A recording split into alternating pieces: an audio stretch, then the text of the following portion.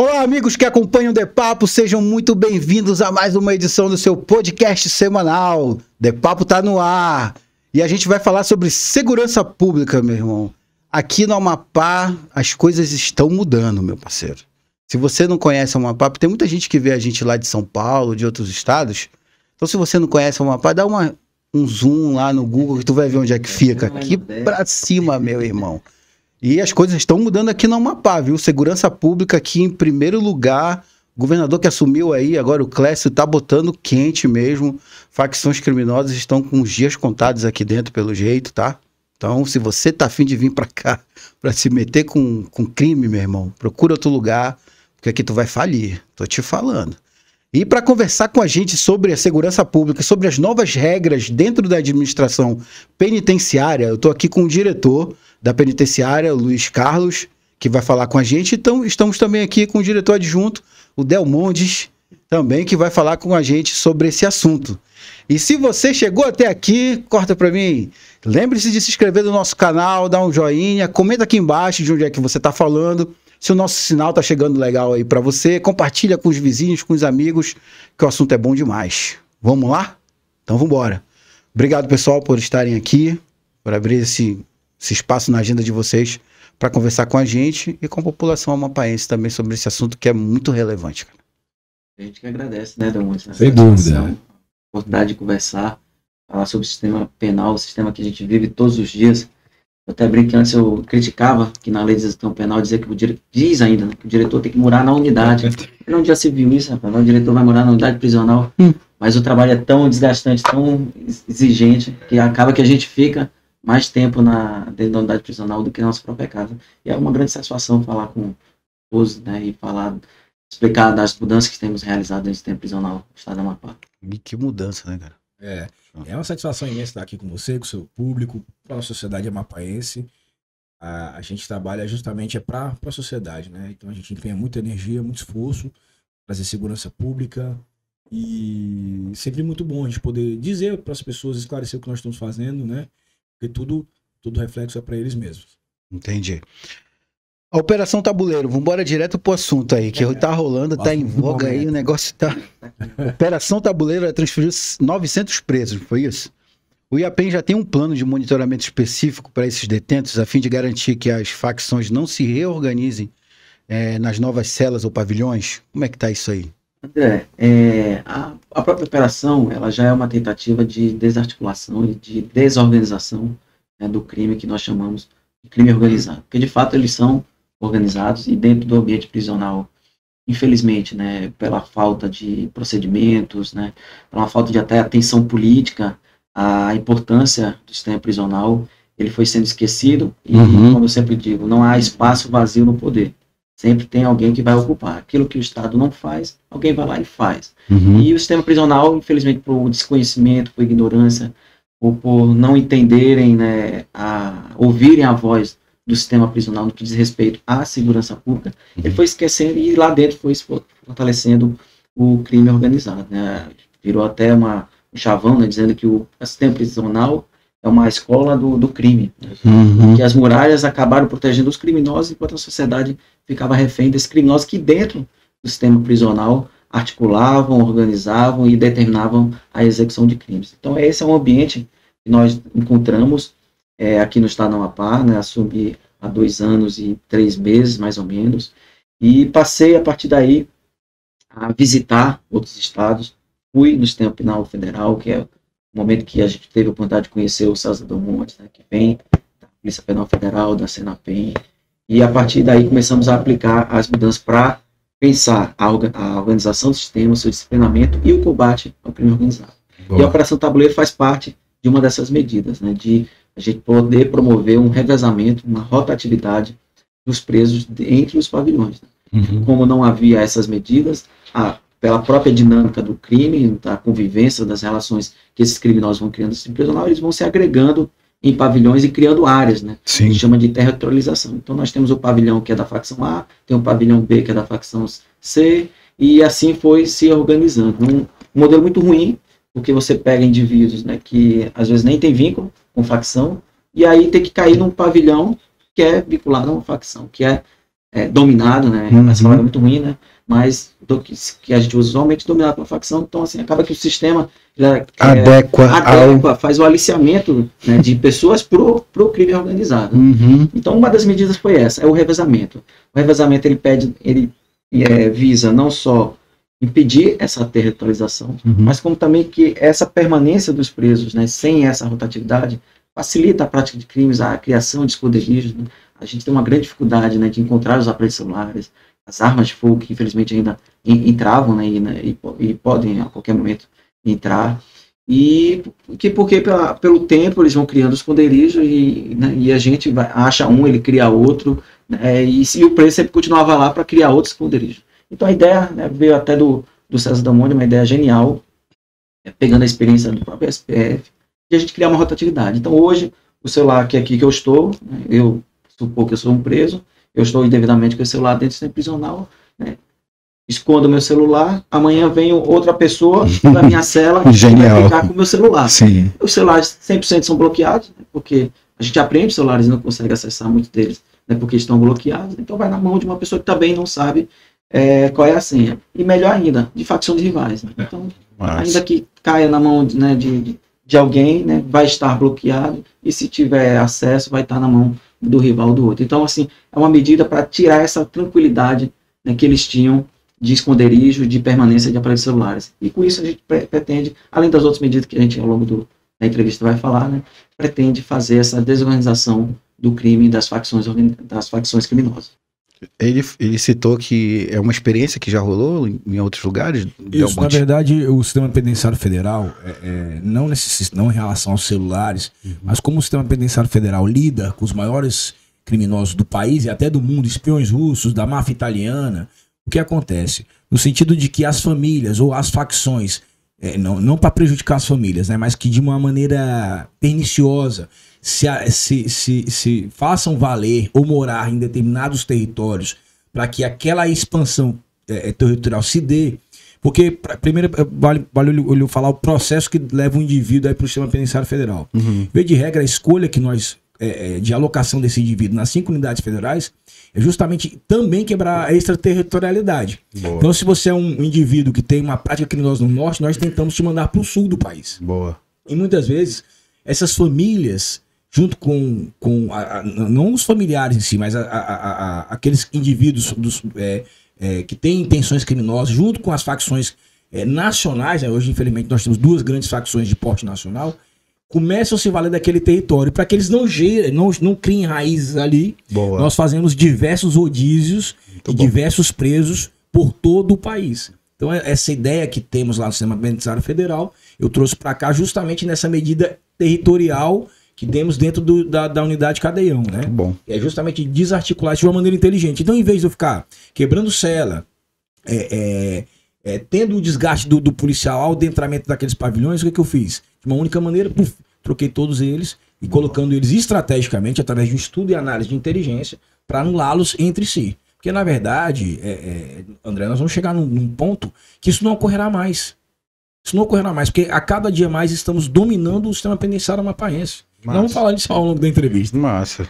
E uma das medidas, né, que a gente tem pensando em mente, estamos trabalhando já para acabar com esse zoneamento de facções criminosas, é o trabalho que realizamos ano passado, me corrija aí se eu estiver errado, a classificação dos presos. Ano passado. Nós fomos o único estado do Brasil a fazer a classificação, a montar a comissão técnica de classificação e fazer esse trabalho com toda a população carcerária. O que consiste esse trabalho? É você fazer, vamos dizer assim, um diagnóstico do preso. É o PIP, né? Plano de Individualização da Pena. Isso, o plano individualizador da pena. Que é você fazer um diagnóstico, mas pensa, não que a pessoa está doente, mas assim, é uma avaliação psicológica, é uma avaliação social daquela pessoa, é uma avaliação médica, né, para ver os problemas dela de saúde, e que também passa por uma avaliação de segurança. Esse indivíduo, ele tem um comportamento bom, ele tem um comportamento ruim, ele tem vínculo ou não tem vínculo com facção, qual é a posição dele nessa facção, ele tem influência sobre os demais, e a partir desse estudo, várias etapas de entrevista que ele passa, a gente faz o PIP, o Plano Individualizador da Pena, que a gente faz uma classificação, que é uma nota, ele ganha uma nota, e a partir dessa nota, dessa classificação que nós conseguimos fazer desse preso, a gente agora pretende trabalhar no agrupamento de presos com perfil de semelhança. Então, eu tenho presos que praticam crimes com violência contra a pessoa, eu tenho presos que praticam crimes patrimoniais, muitos deles por questões de vícios, dependência de droga. E quando eu junto esses dois indivíduos, eu posso estar ali criando uma relação hierárquica de poder, de manipulação, né, de pessoas. Eu estou citando um exemplo aqui aleatório, né, mas pode ser qualquer outro tipo de relação que venha a gerar o que a gente percebe na organização do crime, das facções. São os soldados do crime, né, aquelas pessoas que estão lá para executar crimes para a facção criminosa. E ainda falando das medidas de desarticulação, uma das estratégias, né, que adotamos, também com um trabalho iniciado e elaborado pelo César Del Monte, nosso diretor adjunto, foi o isolamento das tais lideranças criminosas. Perfeito, isso é fundamental. Né? Quando a gente transferiu, né, essas lideranças para uma unidade, e lá colocamos todos juntos, e dissemos para ele, aqui a gente não reconhece facção criminosa. Aqui vocês estão juntos, vocês vão ter que aprender a conviver juntos. Nunca entre eles surgiu uma briga, um tapa, um soco. Sabe por quê? Porque ele perdeu o soldadinho dele. Aquela pessoa que vai fazer o serviço sujo para ele dentro da prisão. E se ele quiser fazer, ele vai ter que assumir. Ele tá lá sozinho. Mas eu fico imaginando aqui, delegados, que eu imagino que esse trabalho já vinha sido feito ou não. Não havia essa classificação de... Não, só não havia essa classificação. É um trabalho que vem sendo assim... Pioneiro, né? Foi muito tímido, ainda é muito tímido no Brasil. Alguns estados fazem uma classificação, até o estado do Pará faz, em algumas unidades, uma classificação. E a Senapem, ela encabeçou como um plano nacional. Boa. E tem promovido isso nos estados. Né? E nós fomos um dos estados contemplados com essa política, com essas medidas, né, que estão sendo planejadas, executadas, e conseguimos já classificar toda a população. Né? Lembrando que nós temos uma população hoje de 3.600 presos. Isso que eu ia perguntar. O André, e a gente tem que complementar que o sistema penitenciário, o próprio nome diz, é um sistema, né? Uhum. Ele está dentro de um outro, ele é um subsistema de um sistema maior, chama sistema de justiça. Uhum. Então, basicamente nós temos dois atores principais nesse sistema, o executivo e o judiciário. Então, a demanda de entrada e saída de presos também dificulta isso. Nós temos hoje, aqui no sistema penitenciário amapaense, pelo menos 39% de presos provisórios. Né? 39%? 39%.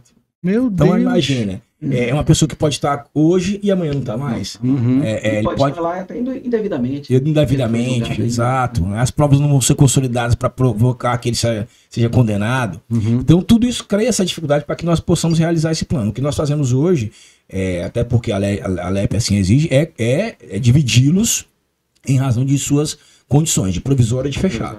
Condenados, né? Fechado, a gente fala condenado. Isso acontece sim, nós dividimos eles dentro do cadeião. Boa. E dentro da UPPJ, que em breve também nós teremos um trabalho que estamos realizando, um dos objetivos, é fazer a mesma questão de juntá-los, independente da facção que eles acham que tem. Que é um recado que eu deixo para eles em todo lugar que eu vou. Eles podem se achar de facção que eles quiserem. Eu não reconheço nenhuma. Bom. Isso é um recado claro. Sim, e tem que ser assim. Que é da Mamãe Joana, do Lobo Mal, isso eu não tô nem aí. Tem que ser assim. Ele acha o que ele conhece. Mas lá dentro ele é o preso com o nome dele completo. E só. E assim, e pelas condições que ele tem, como bem disse o nosso diretor, da sua conjuntura, que a gente vai classificar ele. Se ele é do plano A, do plano B, do Lobo Mal, não tô nem aí. E nós vamos tratar ele como a lei exige. É um recado bem claro para as facções criminosas. Eu sempre faço questão de frisar. Boa.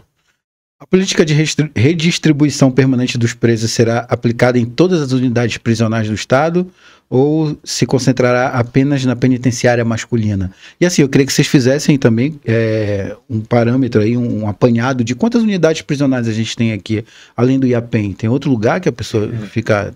Tem. Vamos dizer assim, né, para as pessoas entenderem. Nós temos o complexo penitenciário. Dentro desse complexo, nós temos lá o conhecido cadeião, né, que hoje chamamos de penitenciária masculina, né? Mas que vulgarmente tem até seu apelido. Todo criminoso tem um apelido. É o vulgo. Infelizmente a nossa unidade tem um apelido também. Cadeião. Nós temos, então já foi a penitenciária feminina. Fica ali ao lado, né? Fica ali mais afastado um pouquinho, mais ao lado, mas dentro desse grande complexo que nós estamos falando. Nós temos a colônia penal, onde cumpre pena os presos do regime semiaberto, o conhecido por anexo, que as pessoas se referem. Ela não fica ali Fica na área do fica ali no complexo, tá. Aquilo que você está chamando de APEN, que eu estou dizendo que é o nosso complexo, fica tudo naquela área que eu estou na terceira. Tá. Nós temos a Unidade Policial Penal de José Éder, que foi inaugurada um ano e 11 meses, já estamos em 27 de agosto. Fazemos aniversário em final de setembro. Pois é, a gente tem que comemorar, comprar o bolo. 1 ano e 11 meses. E temos, então, dentro do complexo seriam essas 4. Aqui em Macapá ainda nós temos o Centro de Custódia Especial, que é onde cumpre penas e aguarda julgamento os profissionais de segurança pública, aqueles que já integraram a segurança pública e praticaram crimes no exercício da função ou durante o período que eram servidores da segurança pública. A unidade é essa pensada para separá-los mesmo da população carcerária em geral, que podem existir represálias pelo tipo de trabalhos que já realizaram quando eram da segurança pública. E nós temos o Centro de Custódia do Novo Horizonte, onde cumpre medida de segurança, aqueles que são considerados inimputáveis pela justiça. Então, pessoas normalmente com problemas de ordem psicológica, que a justiça entendeu que ele não tinha controle sobre suas ações e sua vontade, e considera ele como inimputável e aplica uma medida de segurança que é a internação. E essa internação ela é cumprida lá no nosso Centro de Custódia no Novo Horizonte. Foram 5. 5? Não, tem uma fora de Macapá também, não tem? Aí temos o Oiapoque, que é o Centro de Custódia do Oiapoque, onde ficam presos provisórios. Ali é mais uma unidade de transição. A gente tem os presos... não fica na questão permanente lá, não? Cumpre pena lá, né? São os presos que ainda aguardam julgamento, que podem ficar lá e que a gente, como tem uma limitação de vaga, são 50 vagas, se não estou enganado. Então, a gente costuma fazer esse trânsito dos presos do Centro de Custódia do Oiapoque para Macapá. São 7 São 7. Boa. Em relação aos advogados, que também é outra coisa, né, que vocês devem estar enfrentando aí essa luta com eles, né? Quais as alternativas ou procedimentos o IAPEM está oferecendo para que eles possam se comunicar com seus clientes, já que o uso de celulares foi proibido? Essa é tranquila. Primeiro a gente precisa registrar que eles nunca deixaram de se comunicar, independente das nossas medidas. Até porque a lei garante isso, é importantíssimo. Eu quero fazer um esclarecimento às pessoas. O sistema penitenciário, a polícia penal, de forma alguma vê o advogado como um adversário, um oponente. Muito pelo contrário, porque imagina. Menos quer criminalizar a atividade. Exato. Totalmente diferente da outra. Eu fiz faculdade de Direito, isso imagina. A gente foi advogado. Eu não cheguei a ser, porque eu parei no 7º semestre em razão do serviço, mas assim. Não são adversários, opositores de jeito nenhum. E só para você ter ideia, né, à medida que um advogado presta um bom serviço ao seu cliente e porventura consegue defendê-lo, a gente gera mais uma vaga para nós, que hoje é um problema. Então, a nossa ideia é sempre facilitar essa entrada, esse trabalho. O que acontece é que nós estamos trabalhando de forma isonômica, certo? Para todas as pessoas que precisam fazer o seu labor no IAPEM. Depende se ele é advogado, se ele é policial penal, se é um jornalista. O senhor, quando for lá, também será submetido a essa prática. Agora, se o senhor dizer para mim que o aparelho de filmagem do senhor, que é essencial ao seu trabalho, precisa entrar, nós vamos permitir. Para aquele dia, para aquela determinada hora, com aquele determinado intento. Por quê, André? Por que essa discussão toda do celular? Não vamos deixar aqui de falar que, como em toda categoria, temos advogados que se utilizam desse aparelho telefone de má fé para cometer crime. Ponto. Sim. Isso é um fato. Temos advogados presos. Temos advogados presos, exatamente. E o celular hoje, eu considero a maior arma que a facção criminosa tem. Quer seja para o processo de execução de seus delitos, quer seja para a expansão criminosa. Então o aparelho celular tem que ser combatido em primeira ordem, como assim nós estamos fazendo, em razão do seu potencial danoso. Então, essa medida não está sendo tomada contra advogados, contra jornalistas, contra policiais penais. É uma medida da administração penitenciária voltada para a segurança do complexo penitenciário e suas unidades. Como o senhor perguntou sobre expansão, sim, tudo que for de boa prática, nós vamos expandir, observando a condição estrutural, a condição de pessoal de cada unidade prisional. Bom. Então, aos prezados e caríssimos advogados do Estado do Amapá, até aqueles que não são, nós dois, como administração, e os demais colegas que fazem parte disso, não estamos aqui para impedir, muito pelo contrário, nós estamos aqui a estabelecer a melhoria de qualidade do atendimento do advogado para o seu cliente. Tanto que estamos implementando agora um sistema de agendamento, que está em fase inicial de implementação, que vai dinamizar muito o trabalho dos advogados. Ele já vai chegar, o preso dele vai estar esperando, ele vai fazer o atendimento do tempo suficiente e necessário para realizar o processo dele. E antes disso, talvez perguntar, imagino que seja uma coisa comum das pessoas, mas hoje o aparelho celular, ele é fundamental para se fazer o seu trabalho, sem dúvida. Por isso que dentro do parlatório nós temos uma espécie de anexo da OAB, por assim dizer, né? Com estrutura de computador, né? Com acesso à internet. Então, se ele precisar fazer toda a consulta jurídica do seu cliente, ele está ali à disposição para isso. Eu queria complementar, né, que o Demonte citou o exemplo do jornalista, né? Tem jornalistas que vão lá porque ele quer gravar as matérias e ele se fala, olha, a gente trabalha com celular, né? Para quê? Para poder filmar. Então, assim, é um instrumento de fato essencial, né? Porque a gente pode substituí-lo por uma câmera. Pode, sim. Câmera, então, tu vai entrar com a câmera. Os órgãos que fazem a inspeção. Sim. Olha, a gente sempre fez a inspeção, nós sempre fizemos a inspeção com o aparelho celular, porque a gente filma, sei lá o quê. Né? É até mais fácil, porque aqui eu filmo, eu já compartilho. Mas você pode fazer a mesma coisa com uma câmera. A questão da facilidade e comodidade. A gente não vai flexibilizar uma regra de segurança porque é mais cômodo para você. E é isso que está acontecendo, né, com o que o senhor bem explicou. Né? O aparelho celular ele é essencial para essa atividade. Mas a gente pode substituí-lo por computador. E outra coisa, a advocacia já existia antes de aparelho celular. Né? Mas antigamente as coisas não eram eletrônicas. Né? Não, mas você anotava, tem papel, tem caneta, né? Você pode se preparar, né? Você pode voltar depois. Né? Vocês estão quebrando aí para fazer a condição. O que eu não Vocês estão quebrando uma comunicação aí, cara. O que eu não posso é o que o Demas falou. O advogado tá lá o dia todinho recebendo preso aqui, e aí bota o telefone em fone de ouvido, né? Aí diz que é atividade essencial juridicamente que está prestando ali, né? Aí não dá, né? Isso aí. Sim. Como foi flagrado, né? Já foi flagrado. Eu não costumo ser arrogante, não, né? Mas o OAB costuma chamar essas pessoas de advogado. Eu digo, não, é integrante de facção criminosa. Assim como o policial penal que passa o celular para. É integrante de facção criminosa. Ele está dando arma, ele está possibilitando a prática de crime. Então não tem. Assim, unidade prisional, não pode entrar celular. Então, esse é o argumento. André, até um outro viés também que a gente vê nessas nossas medidas é o seguinte. Isso ninguém me contou, eu vi isso, acompanhei de perto, eu sou da inteligência, porque quem for inteligência nunca deixa de ser, sempre será. Em 2009 eu adentrei na inteligência do Sistema Penitenciário Federal e labuto lá até hoje, então passei por diversas situações nesse aspecto, nessa doutrina da inteligência. Eu já observei casos em que advogados acabaram se envolvendo com membros de facções criminosas, fizeram-se reféns e eram obrigados a se colocar em risco por ameaça a seus familiares para proceder esse tipo de comunicação. Né? Então o que a gente está fazendo? Vamos supor que algum advogado, porventura, está passando por um momento desse, não consegue chegar até a polícia para se proteger. Ele não vai, o cliente, não, é para levar o aparelho celular lá e eu vou te forçar a você cometer um crime. Não, eu não posso. Nem eu, nem ninguém entra com o aparelho celular aqui dentro. É uma forma de proteger ele. Tal qual nós também, essa mesma medida se vale para o policial penal, quando nós desenhamos uma escala de revezamento. Hoje o policial penal ele trabalha nas nossas unidades prisionais, ele só sabe onde vai trabalhar no dia que ele chega. Boa. Por quê? Não, você vai deixar. Eu peguei sua família aqui e você vai deixar entrar o celular lá tal hora em tal lugar, porque eu sei que você tá lá sempre. Não pode mais. É isso que eu ia te dizer. Você não tá lá sempre. Vocês, né? Os policiais penais, né? Policiais penais que falam, né? Sim. Que trata direto com os presos. Eles devem ser muito assediados, né, cara? Trabalhando em sistema prisional tem que ter um preparo. Porque o cara deve aplicar na mente deles que você estava falando aqui. Eu posso pegar a tua família se tu não botar um celular aqui dentro. Exatamente.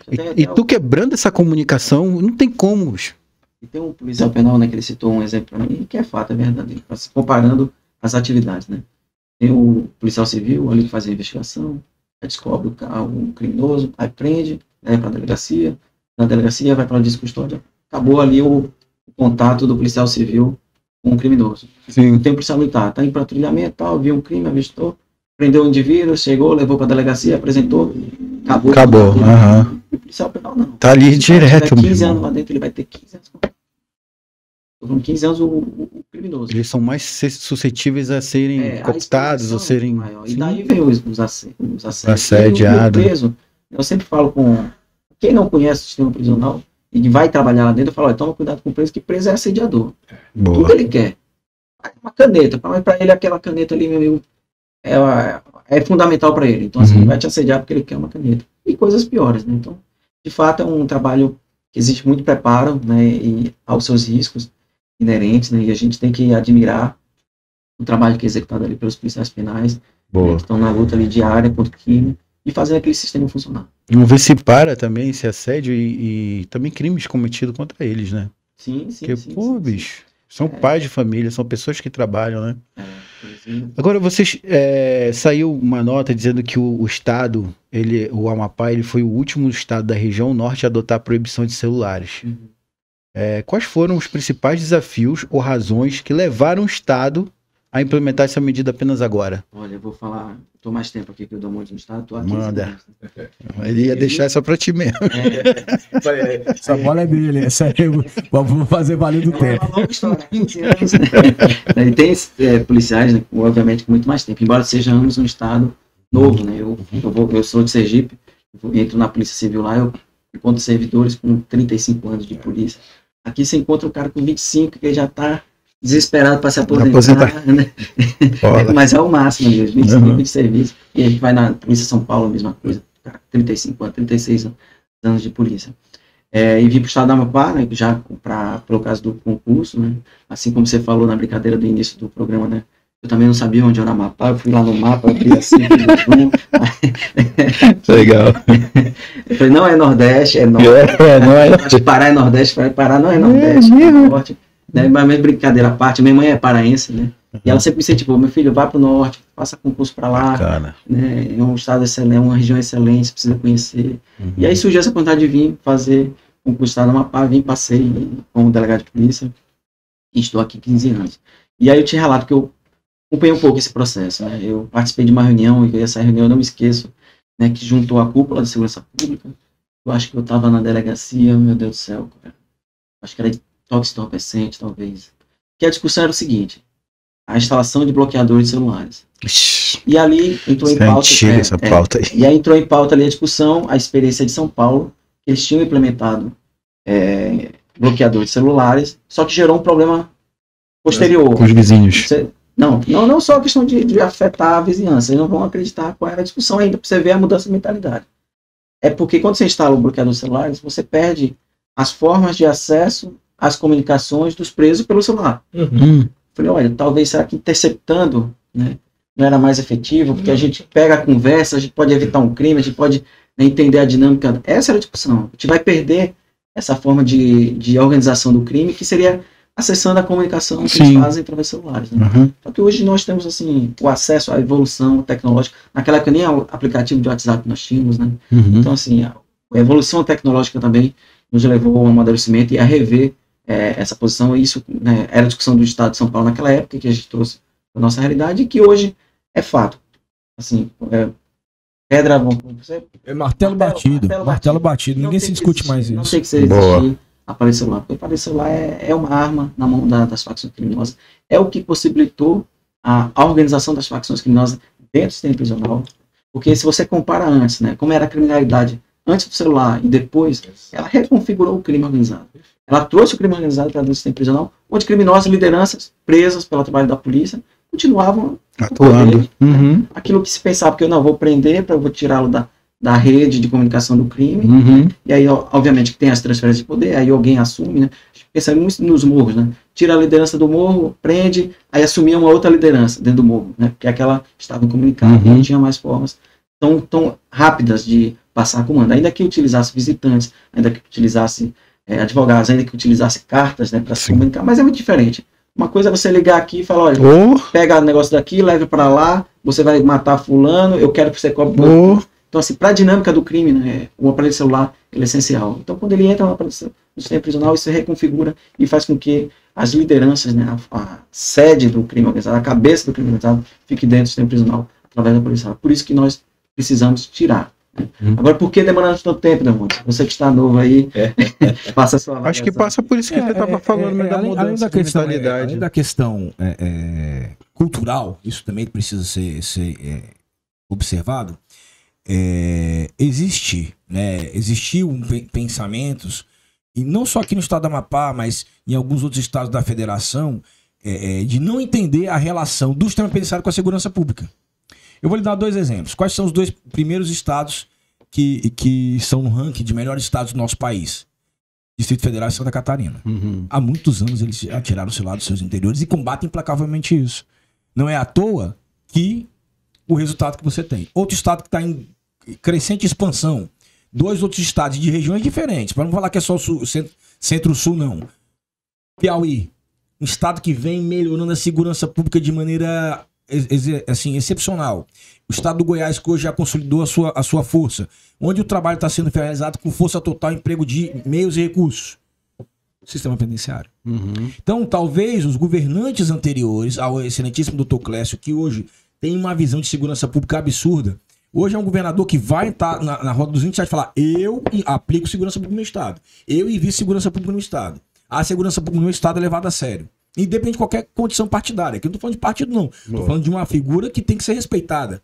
É um governador que aplica segurança pública e já provou com mais de centenas de ações o que ele faz. O Amapá é assim, todo mês tem concurso para policial, para bombeiro, sabe? Chega equipamento, é viatura, é helicóptero, é emprego de cursos de alta performance para policiais.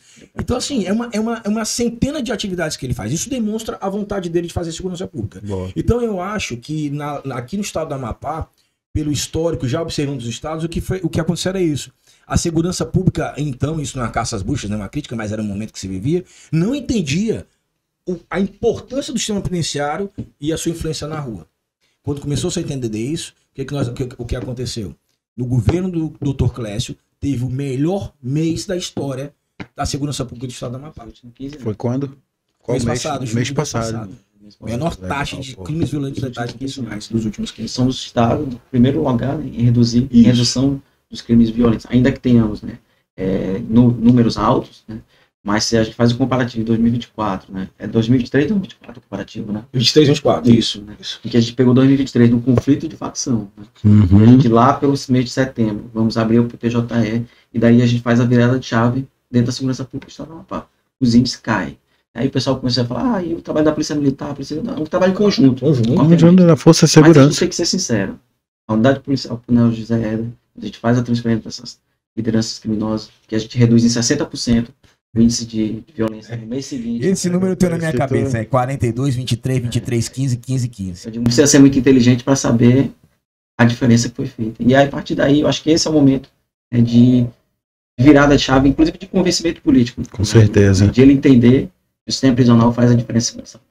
Obviamente, é importante o policiamento, como foi feitas as operações protetoras, né, fortalecimento das operações, mas a reorganização com esse conjunto, né, fortalecimento do policiamento, trabalho da Polícia Civil e a reorganização, que eu acho que é o que faltava numa tríade, né, para dar sustentação a uma política, né, que viesse a impactar, como está impactando na violência e no crime organizado, era o sistema prisional, que, como eu disse, estava abandonado, estava esquecido, não se tinha a compreensão da sua importância, né, para o crime organizado, para a organização criminosa, e agora a gente fez esse passo, né, na segurança pública, como o Celso Demonte citou.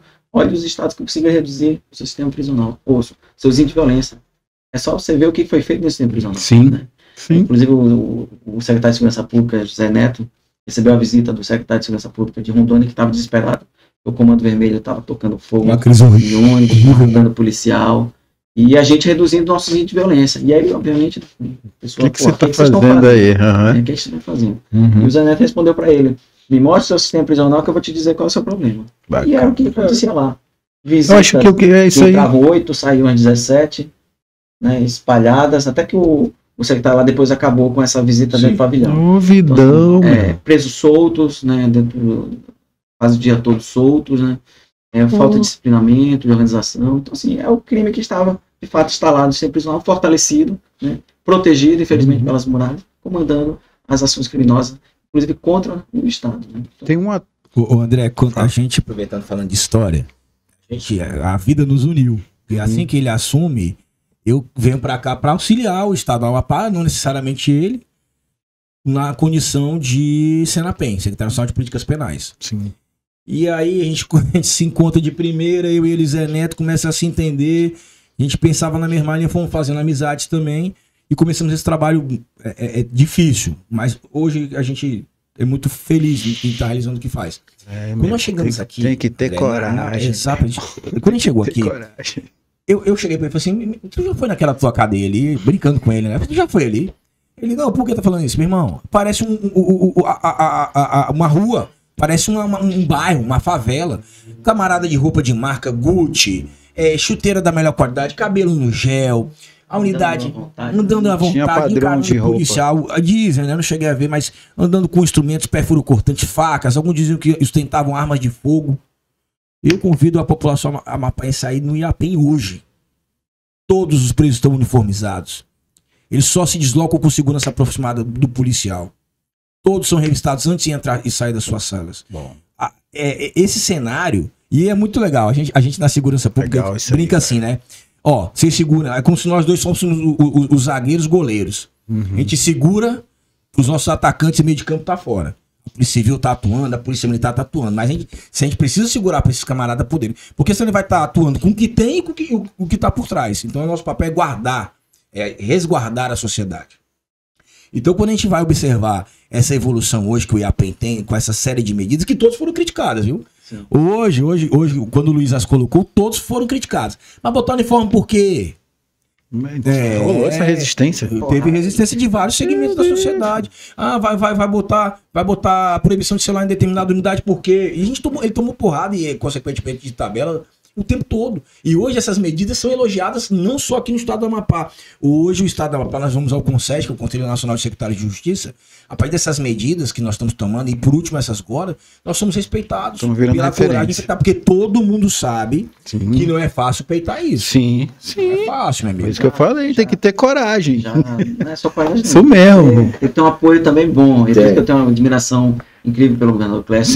Sim, tem que ter esse apoio. Assim, ele vê a segurança pública, entendeu? Porque se ele olhasse a política, ele já teria até me tirado. Eu já enfrentei manifestação de servidor pedindo exoneração. Já peguei manifestação de OAB. Pedindo minha exoneração. Peguei manifestação 2, 3, 4 de visitante, fora diretor. Peguei greve de preso, fora diretor. Tu implementa as ideias dele que leva a porrada é tua. Não, mas eu já tô no papo. Eu já tô com duas manifestações contra, já tenho eu tenho meus fã-clubes também. E obviamente que para um político isso é preocupante. Porque ele, tá tendo um desgaste, ele precisa de votos para se eleger.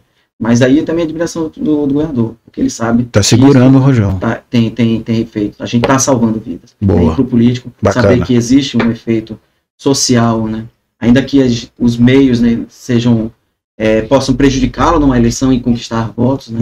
Mas os meios não justificam os fins, tem que ser lícitos, os meios têm que ser lícitos. E eu acho que é isso que nos faz, né, conseguir implementar as mudanças. Aí voltando para a sua pergunta. Por que não antes? Talvez não tinha esse contexto, não tinha esse apoio.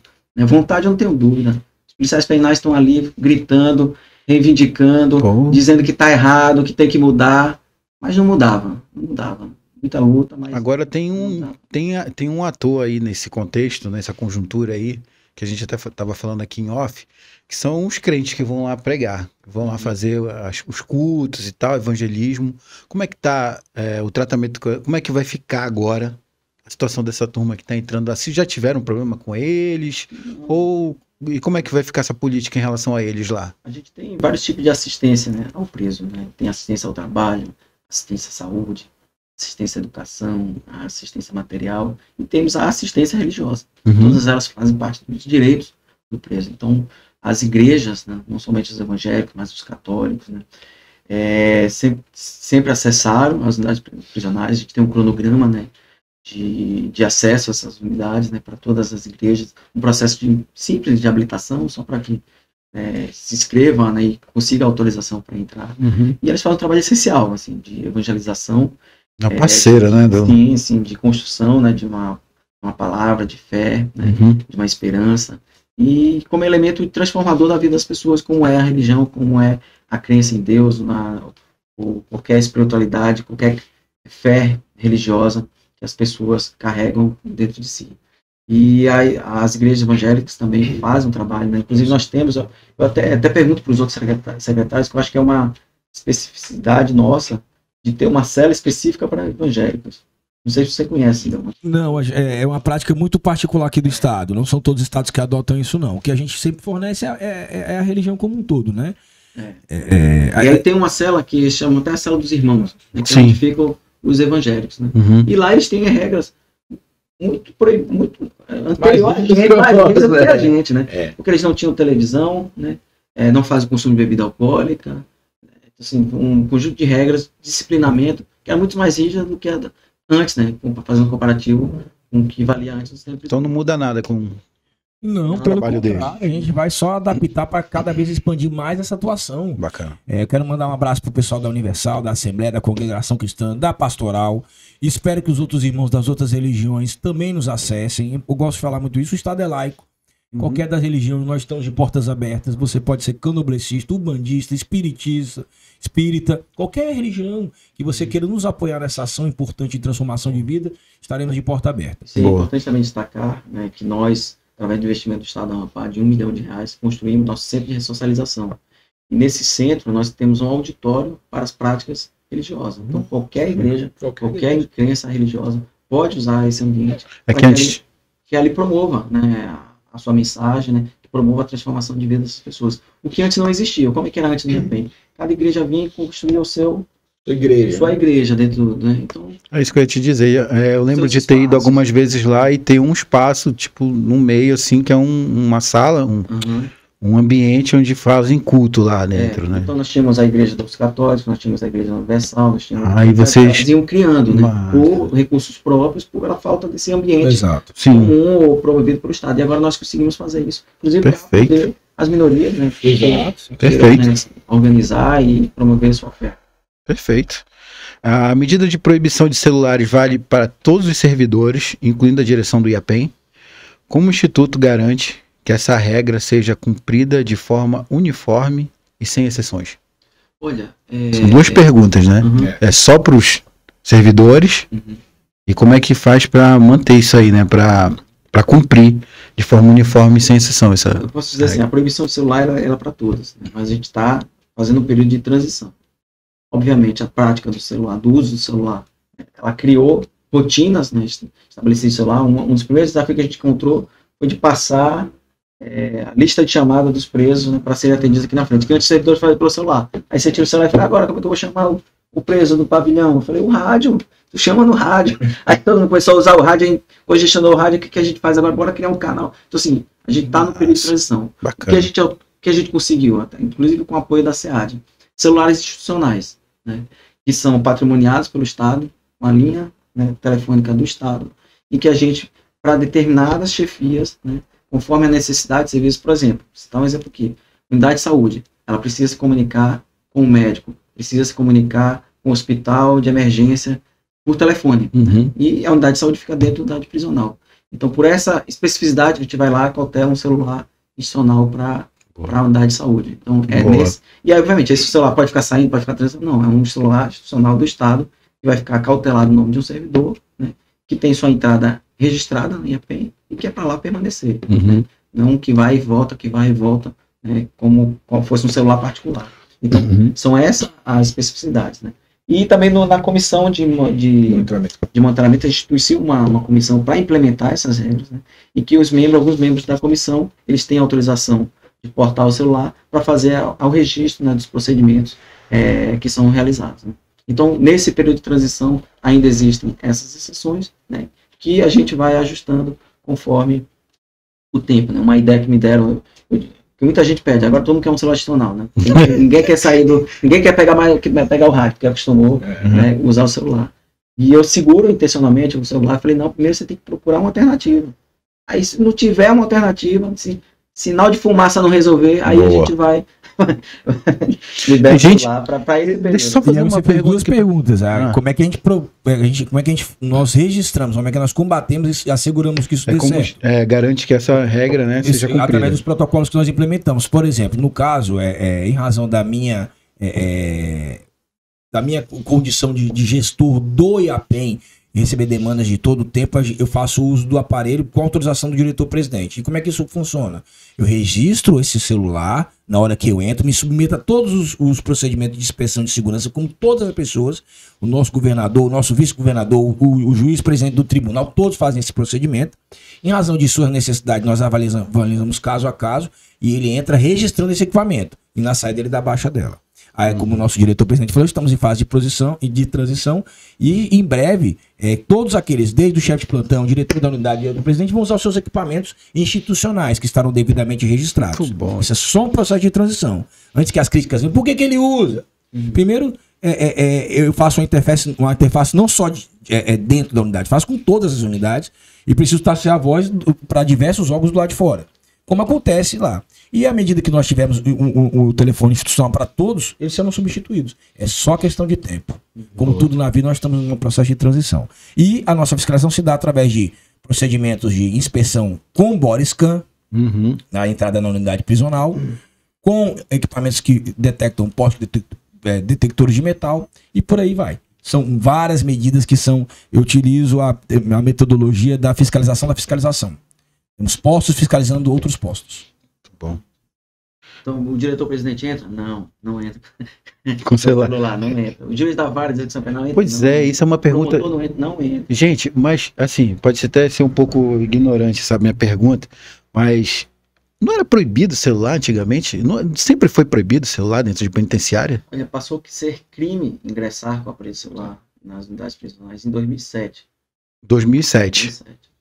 Pode dizer que desde 2007 houve uma mudança de mentalidade dentro da segurança pública, de que de fato o aparelho celular dentro do sistema prisional é um meio fundamental, essencial e imprescindível para o crime. Só que as coisas elas demoram a acontecer mesmo, né? Demora. Aí tem que ter a questão da mudança da mentalidade que você falou. Tem todas. Algo também que eu sempre falo, assim, porque fazer um documento proibindo as coisas é muito fácil. Sim. 5 minutos eu vou ali e faço. Agora com inteligência artificial, então, faz em segundos, né? Sim. Um documento com uma boa redação, né, proibindo a entrada de celular. Mas, assim, não é só o documento, não é só normativo, né? Tem a cultura, tem a mentalidade, mas tem também uma situação de ambientação física, porque você tem que criar mecanismos de fiscalização, como o Delmonte falou. Porque se eu proíbo, eu não fiscalizo, né? Se eu não tenho meio de fiscalizar, inclusive de fiscalizar de quem fiscaliza, a regra não vai valer. Então, o que a gente faz? Primeira medida, câmeras. Onde vai entrar o servidor, onde vai entrar os prestadores de serviços, tem que ter câmera. Porque, assim, a câmera dá transparência às ações, né? Se houver uma tentativa de burlar, eu saio desse perigo de ficar na palavra de um contra o outro. Não entrou, não, sei lá quem esqueci. Vamos puxar a câmera. As imagens. Né? E isso é muito curioso, que a gente proibiu, na verdade a gente tinha proibido o uso de aparelho celular no parlatório, e aí o juiz deu uma decisão lá, suspendendo a proibição. Eu falei, que bacana, vamos botar câmeras no parlatório, vamos ver o que está acontecendo nesse parlatório. Então, no primeiro dia que a gente instalou câmera no parlatório, a gente prendeu um advogado fazendo comunicação indevida. Isso foi notícia aí pra caramba. Foi. Passou um tempo, o juiz proibiu a entrada de celular na Ah, já? Se eu não tenho essa câmera, Cara, acho que eu que estava preso. É verdade. Porque a capacidade do crime reverter as coisas, de fazer o certo, passar por errado, é incrível. Assim. A força do crime ela é grande. A última, gente, porque vocês estão com horário aí. Com a implementação do procedimento operacional padrão, que é o POP, né? E a formulação de regras de visita, o que a população pode esperar em termos de segurança e transparência no sistema prisional a curto e longo prazo? Olha, a reformulação das regras de visita, ele assim, é um passo que a gente vem planejando. Sim. Desde a implementação da UPPJ, onde nós iniciamos as regras que agora estamos aplicando. Agora a questão era, qual momento a gente vai conseguir aplicá-las na penitenciária masculina, onde nós temos 80% da população carcerária, né? Então, assim, a gente tem, hoje, né, recebemos aproximadamente 1.000 visitantes por final de semana, né? 500 no sábado, 500 no domingo. O modelo de visita para as pessoas que estão nos ouvindo, nos assistindo, em que as visitantes entram na unidade prisional, passam pelos procedimentos de segurança e vão para dentro dos pavilhões, onde os presos estão todos soltos. Aqueles presos que vão no pavilhão que vai receber visita, todos os presos ficam soltos, independente se ele vai receber ou não, mas ele fica solto. E a visitante entra nesse ambiente onde tem contato com todos os presos. Eu queria fazer um aspas muito importante nisso. Isso foi uma das maiores críticas que eu trouxe. Críticas para nós dois, né? Como vamos resolver essa situação? Isso provoca um fenômeno chamado prisionização. Nós estamos, aquelas pessoas, fazendo com que elas estejam presas durante as 4 horas. Que ali elas estão dentro de celas, dentro de pavilhões. Sim. Isso me incomodava muito. Fora o perigo que essas pessoas estavam expostas por estarem lá dentro, né? Uhum. Então, é importante a gente frisar que uma das medidas que nós retiramos foi esse para a gente evitar que essas pessoas ficassem em risco. Dá pra dar um intervalozinho de corte? Dá. Dá? Dá. E aí eu posso sair? Eu tenho que entrar nessa audiência. entra na audiência. Tá. Como é que a gente faz aí? Passa pra Eu vou gravar isso aqui. Posso gravar isso aqui? eu saindo? É. Tá. Vou dizer que o senhor tem que participar de uma audiência. Pessoal, infelizmente a gente não vai ter que liberar o delegado, que ele tem que participar de uma audiência. Vai lá, delegado César. Pode ficar à vontade. Já vou Tá? sair. Retorno. Tá bom. E a gente continua aqui com o Del Monte. Pode abrir lá pra ele, amor, por favor. Vamos fazer aqui as mudanças. Rapidinho. Então, a gente falava sobre essas mudanças, como é que isso vai afetar a Pois população, é. como é que a população pode esperar de E aí- resultados a longo e médio prazo. O Túlio estava falando das visitas. Das visitas, sim. Pois é, então olha só. Ali para com esse perigo que a pessoa sofria, é importante dizer às pessoas que quem define Pode sentar nessa cadeira, por favor, que aí fica melhor. Quem define? Quem define as regras de estrutura Aham. de unidades prisionais, de arquitetônicas, é o Conselho Nacional de Políticas Criminais e Penitenciárias. É um órgão independente linkado ao Ministério da Justiça, que determina a todo o país as regras, diretrizes, como vai ser estabelecido as diretrizes de segurança pública. Ele possui normalmente um plano trianual, que é o PNPCP. E dentro das regras do CNPC, a unidade de cadeia não possui um local adequado, estabelecido por esse conselho, para a prática da visita íntima. Então, de certa forma, nós não estávamos fazendo o correto. Aí as mulheres iam pra dentro das celas e tal. Aquele risco, né? Uhum. E em razão disso, nós estamos propondo com essa nova portaria o quê? Uma humanização dessa visita. Em um local muito mais adequado, com ar-condicionado, com banheiros limpos, com a segurança e vigilância para aquela pessoa que está visitando. Porque ela está visitando o parente dela, ou todos estão visitando, mas pode ocorrer de um problema ali e nós precisamos intervir como policiais. Então não é uma vingança, não é retaliação, nada mais é do que aplicarmos a lei devidamente. E, concomitante a isso, paralelo a isso, nós vamos começar os estudos, já começamos esses estudos, de realizar, assim, a construção de um local adequado, como nós temos nas outras unidades, em especial nossa unidade de modelo, para voltarmos, aí sim, dentro do que está estabelecido no conselho, nas diretrizes legais, essas pessoas puderem ter a visita íntima dos seus parentes. E eu gostaria de registrar à sociedade que visita íntima não é direito do preso. Não é? Está estabelecido em lei. O direito dele é a visita. Rapaz, então isso é cultural, então. Cultural, Porque todo mundo exatamente. pensa assim, como eu penso que visita íntima é... Não. O que é direito à pessoa presa é a visita. A visita íntima é uma concessão que a administração pode fazer ou não àquela pessoa. Então, existem vários lugares que não existe visita íntima. Sistema Penitenciário Federal, várias unidades que, em razão ou da sua estrutura ou do tipo da pessoa que está presa, não tem. Então, só para alertar a sociedade que é um medo engano, achar que isso é direito não. E o que a população pode esperar aí? Deu um monte dessas ações todas a curto prazo. prazo. No ano de 23, de 24, redução drástica dos índices de violência, felizmente. Nós estamos acompanhando aí uma sensação de maior segurança. E a médio prazo, o estabelecimento desses procedimentos, de fato, o IAPEN terá uma nova visão, que é essa que nós estamos tentando implementar, já conseguimos.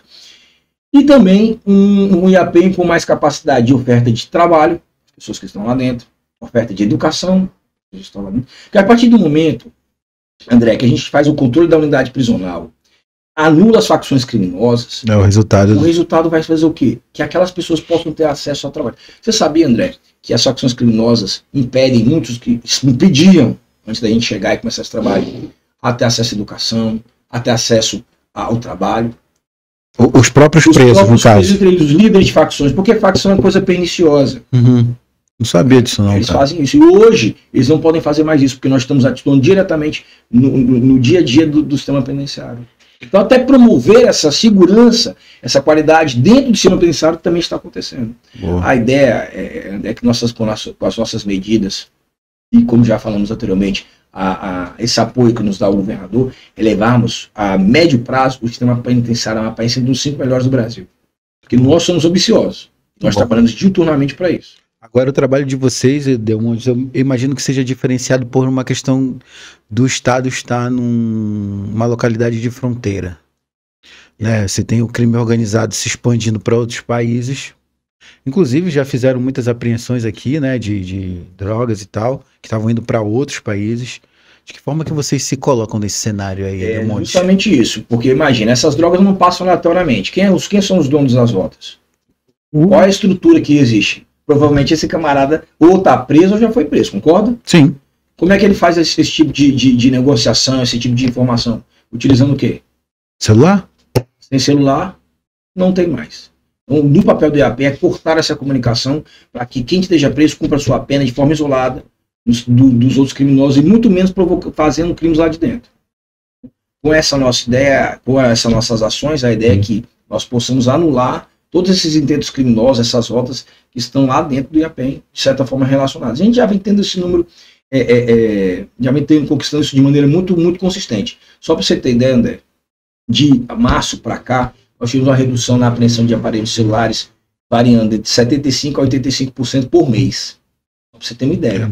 Nós apreendemos mais de 7%, aumentou o número de visitantes tentando entrar com objetos ilícitos ou drogas em 174%. Nós aumentamos em 100% a apreensão de drones, querendo fazer lançamento de aparelhos celulares na nossa unidade prisional outra coisa.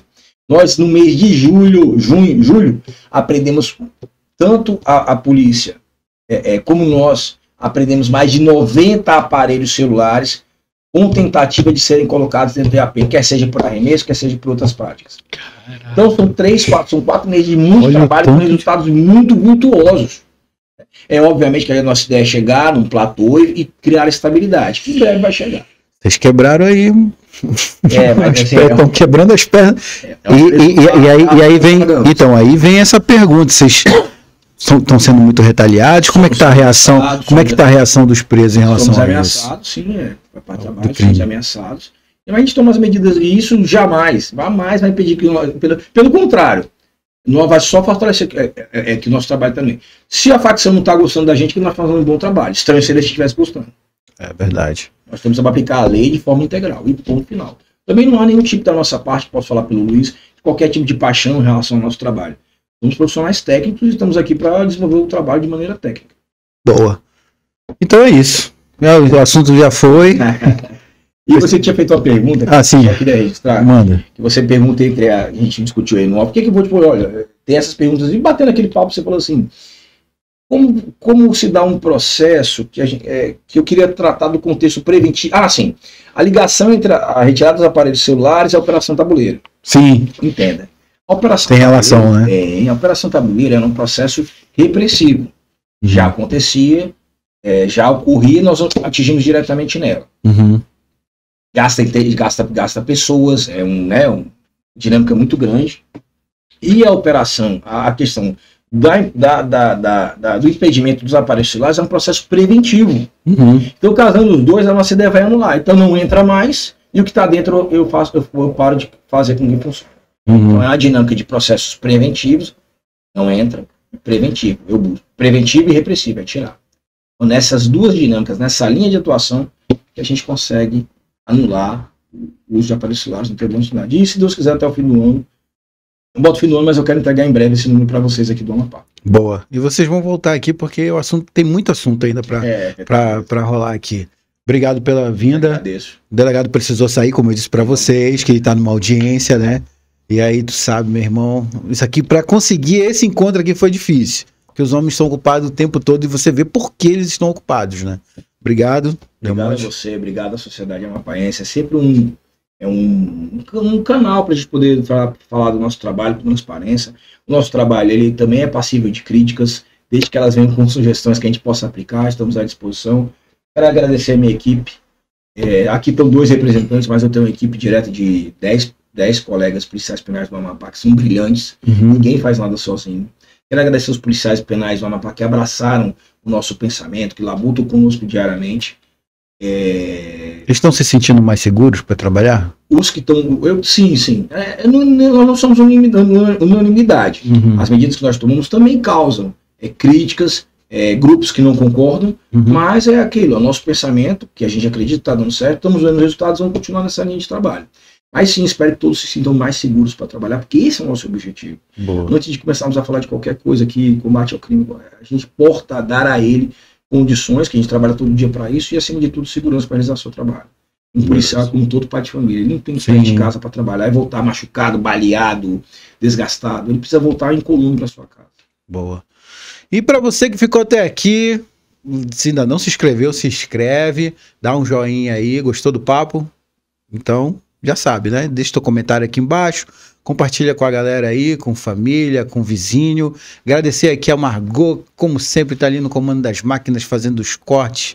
Frida Beatriz aqui também fazendo as imagens para nossas redes sociais. E você que ficou até aí, muito obrigado e um bom resto de semana, um bom resto de ano para você, tá bom?